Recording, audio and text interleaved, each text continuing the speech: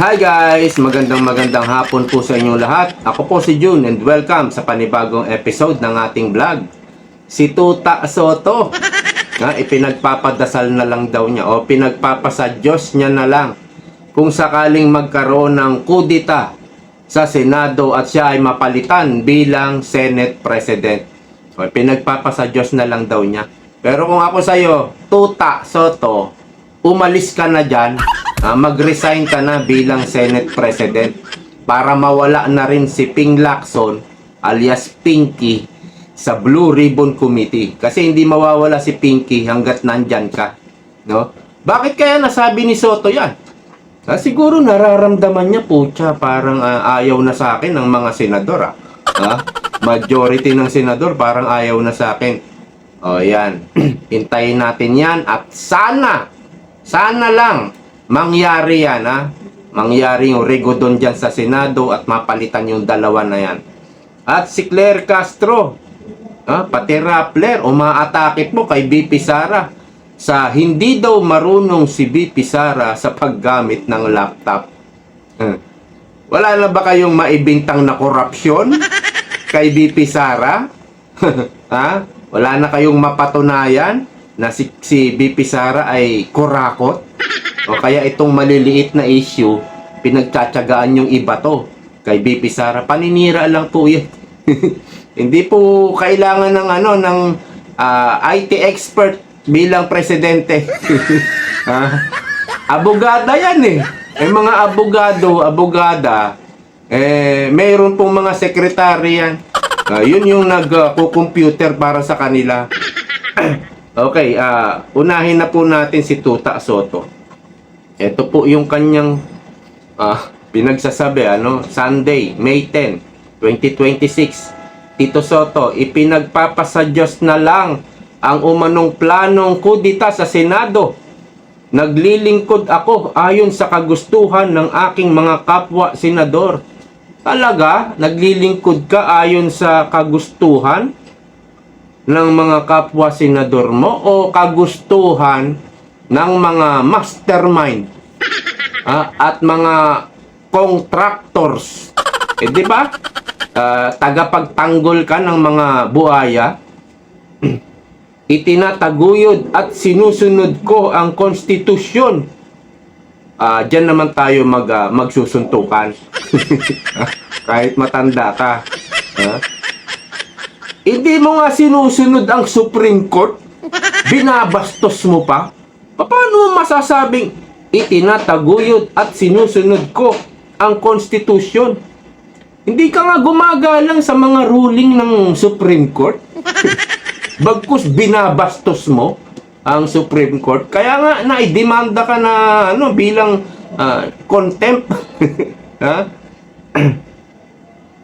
Ipinauubaya ko ang lahat sa plano ng Diyos. Binanggit mo pa yung Diyos. Nagtitiwala ako sa kanyang puso. Siguro magdrama ka na lang sa sa Semana Santa sa Itbulaga sa susunod.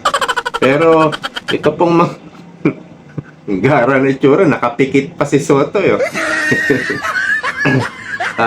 Puro kasinungalingan po sinasabi nito eh. Hindi naman to sumusunod sa konstitusyon eh. Tropa ka rin ni Ben Dalo Tulpo, di ba? Yung forthwith na sinasabi mo, ang sabi niya, the following day daw yun, dapat mag-convene ng Senado. Ayon sa Supreme Court, within the reasonable time, yan ang ruling ng Supreme Court. At umaayon ako dyan sa Supreme Court. Okay lang na hindi ka sumang-ayon sa Supreme Court, pero hindi dapat mawawala yung paggalang bilang Senate President. Palibasa hindi ka abogado eh. Kaya ako rin hindi ako abogado. Pero syempre supreme nga yan eh, supreme. Suprema. Napakataas po niyan. Kataas-taasan po yan na dapat mong igalang. Kahit hindi ka sang-ayon sa mga hatol nila, kailangan mo pa rin igalang. Lalo na Senate President ka. Kasi yung sabi niyang forthwith the following day daw, hindi po ako sang-ayon doon dahil ang impeachment po, hindi po basta-basta yan. Impeachment, meron kang i-impeach, meron kang tatanggalin. Halimbawa na ang Vice President, hindi po basta-basta yan. At hindi ka pwedeng magplano habang hindi pa tapos ang impeachment sa Kamara. Para kang ungas nun, no? Kayong mga senador, plano kayo, plano. Dahil parang nakikita nyo, darating ang impeachment sa Senado. Kaya magpaplano kayo. Paano kung hindi na-impeach si VP Sara? O, di ba? O, ano nangyari sa plano-plano nyo? Di nawalang saysay yung mga plano nyo, yung pagpiprepare nyo. Ang tamang ginagawa nyo dapat dyan ay hihintayin nyo kung anong mangyari sa impeachment sa Kamara. At pag na-transfer na sa Senado, doon kayo magpiprepare kung anong prepare ang gagawin ninyo. At kung ano yung rules of impeachment na dapat nyong sundin o maging guide. Yun yung ipiprepare nyo, yung rules of impeachment. Kaya, hindi dapat ito to the following day. Within the reasonable time. Yun ang tama, yun ang eksakto na dapat gagawin ninyo. Kaya, mali yung kay Soto. Hindi ako sang-ayon talaga dyan eh. At yung mga netizen, nag-react dito sa ipinost, no? Sabi ng iba, no? Tanggapin mo na ang katotohanan na hindi ka bagay dyan. O yan, sapul na sapul ka dyan. Siya ang Senate President. Kung sakaling mapunta sa Senado ang impeachment, siya yung magpipreside, yung may hawak ng martilyo. Ang mga easy lang dyan, yung mga clarificatory questions. Kaya niyang desisyonan yan. Pero yung mga objection, yung tungkol na sa law, tungkol na sa batas, magro-ruling siya dyan. At pag may mga objection yung mga senador, kailangan niyang mag-ruling. Ayon sa batas. Papaano na yan? Hindi ka abogado. Kaya, dapat lang talaga, ang Senate President na kukunin ay abogado. Paano na yun? Lalo na kung si Marcoleta, si Alan Peter Cayetano, matitinding magdebate yan. Hindi sasang-ayon pag mali yung ruling mo. Marami talagang magtatawa kahit mga estudyante pa lang ng pre-law. Pagtatawanan ka sa mga ruling mo. Impeachment po ito. Magtatanggal kayo ng isang Vice President. Tapos, one ball, bulakbol ang gagawin mong ruling. Kaya hindi ka nababagay, sabi nitong nag-comment na isa. Naglilingkod ka ayon sa kagustuhan ng mastermind. Tumpak! Tumpak, hindi ka naglilingkod sa mga kasamahan mong senador, lalo na sa taong bayan. Doon sa taga-deliver ng maleta, doon ka naglilingkod. Kila Martin Romualdez, kay Saldico, at yung nasa Malacanang. Ang mga taksil ng bayan kahit magluhod-luhod yan sa kakadasal, never yan pakikinggan ng ating mahal na Diyos. Bakit nga ba di ka pa mapalitan?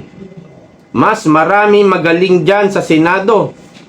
Ipalit si Marcoleta, baka umunlad ang Senado. At yung si Chis Escudero pa ang Senate President, may nagsabi rin na kung nagtuloy lang si Chis, malamang mayroon na pong nakulong.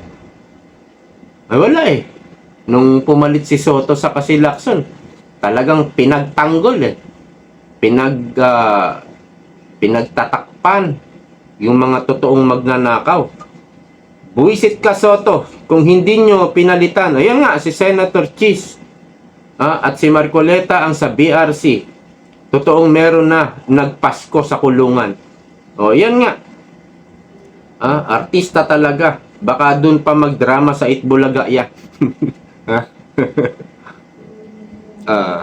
Ito din ang hula ko kasi di na tama itong pinaggagawa nila. Sa tuwing sinasagot ni Marcoleta si Ping, laging kumakampi ang Itbulaga. Talaga naman, naka to the rescue agad si Sotoy. Di na tama itong pinaggagawa nila, hanggang kailan tayo takot? Hindi po tayo takot. Tanong natin ito sa mga kapulisan at militar. Sobrang ingay ng politika sa bansa natin. Talaga naman, yung kasi ang ginagawa ng administrasyong ito. Mamulitika ng mamulitika. Pati mga vlogger, mga social media network, talagang pinapakulong. Marami na pong mga nagpo-post lang sa Facebook kagaya ni Jason sa sila Ka Eric, talagang pinapakulong po. Lahat ng kalaban, pati mga kalaban sa politika, pinapakulong. Kaya ngayon si Bato, meron na raw subpoena, warrant of arrest. Pero nagtago na po si Bato. Maaga pa lang. At hindi nyo yan matatagpuan. Huwag sanang matagpuan yan si Bato. Magtago ka lang dyan. Sinusunod daw ang konstitusyon. Kinukontra mo nga ang Supreme Court. Sakto. Sakto. The answer is yes. To alis dyan. Okay yan. Para si Pinky matanggal na rin. Oo nga. Okay. Dito po tayo punta sa mga banat ni Claire Castro at ng Rappler, bumanat din dyan. Ito yung sabi, Malacanang question Vice President Sara Duterte's capability to lead the country, saying it is alarming. Hindi alarming yan. Huwag mong dayain ang taong bayan. That she herself admitted not knowing how to use a computer beyond video calls. Ganito po yan, no? Yung mga abogado, kahit nga siguro doktor hindi naman maalam sa computer pero kaya nilang mag-hire ng mga secretaries nila. At yung mga secretary ngayon, talagang pinag-aralan nila ang computer, no? Alam niyo mga oligarko, hindi rin naman bihasa sa computer yung mga yan Yung mga billionaire yan, di ba? Pero tanungin mo, magaling ka ba sa computer? Hindi. Pero I can hire 100 IT expert sa kumpanya niya.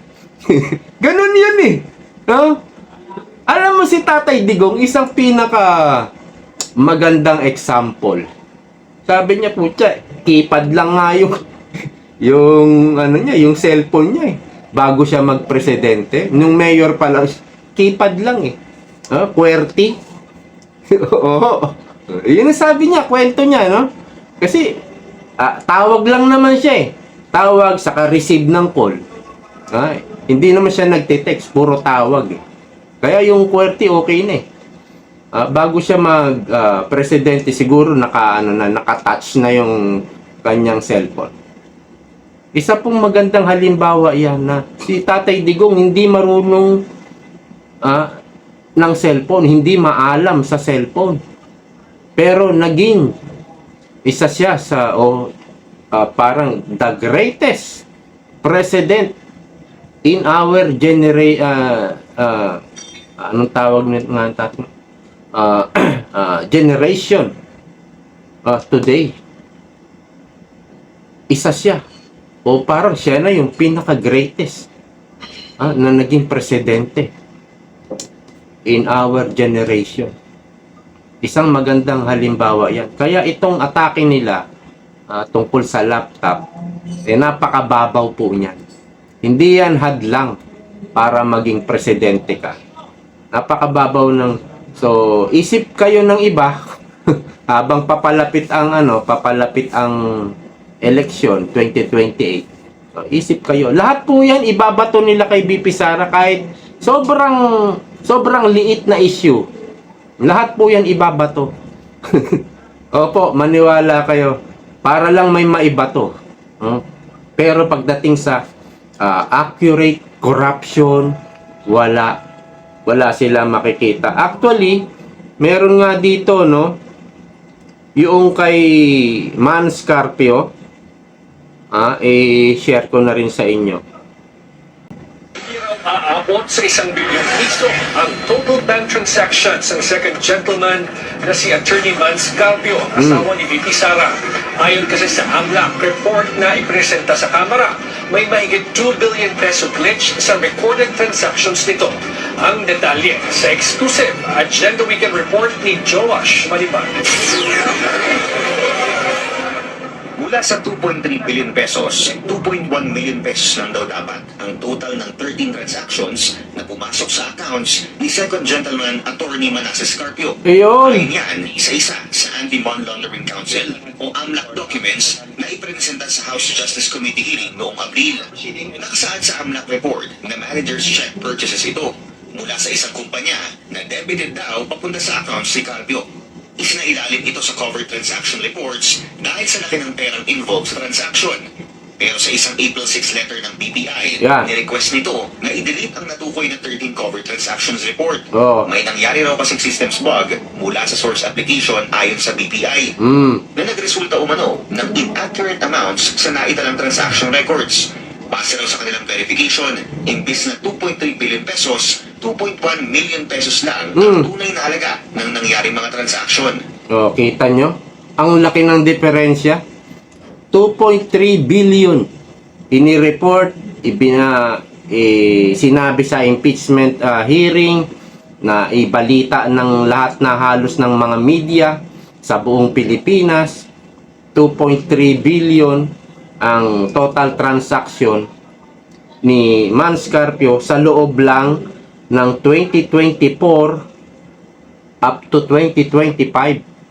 Yun naman pala, nagkaroon pala problema sa BPI, nagkaroon ng glitch, no? At ang ginawa ay pinabubura ng BPI yung mga pagkakamali. At ang totoo, mula 2024 hanggang 2025, 2.1 million lang ang naging total transaction ng account ni Man Scarpio. At yan, hindi nila sinabi doon sa impeachment hearing. Ito, tuloy natin. Is there really a glitch Yes. sa BPI? Yes, as per Attorney Mans. 2 million lang talaga yung niya, amount received. So, is there a certification from BPI? Nandun yun actually sa AMLAC report po eh. It is in the AMLAC Sa report. may latter parts. Okay. Yun nga po. Ayun, hindi nila binasa. Hindi nila sinabi sa buong Pilipinas. Hindi nila sinabi na mayroong ganong issue. May pagkakamali, no? Hindi nila sinabi yan sa hearing. Para ano? Para masiraan lang talaga si VP Sara. 'Di ba? Mga masasamang tao lang po ang gumagawa niyan, mga sinungaling. Siyempre, ang sinungaling, kapatid ng magnanakaw. Lahat halos diyan sa Kamara, sa impeachment diyan, lahat ng halos tao diyan kumakamal po ng pera ng bayan. Meron pong appearance fee at mayroong mga pangako-pangako diyan na allocables, etc. Puro pera po, mga mukhang pera po mga tao diyan. Kaya ayaw nila sa Duterte. Kasi hindi sila magkakaroon, no? Hindi sila magkakaroon. Mawawalan sila pag ang nakaupo ay Duterte. Hindi sila makakapagkurakot. Kaya ayaw nila sa Duterte. At pangalawa, pwede silang maipakulong ni VP Sara. Yan lang po ang totoo dyan sa impeachment na yan. Okay, hanggang dito na lamang po. Maraming salamat sa patuloy na pagsuporta. See you po next time. Bye-bye!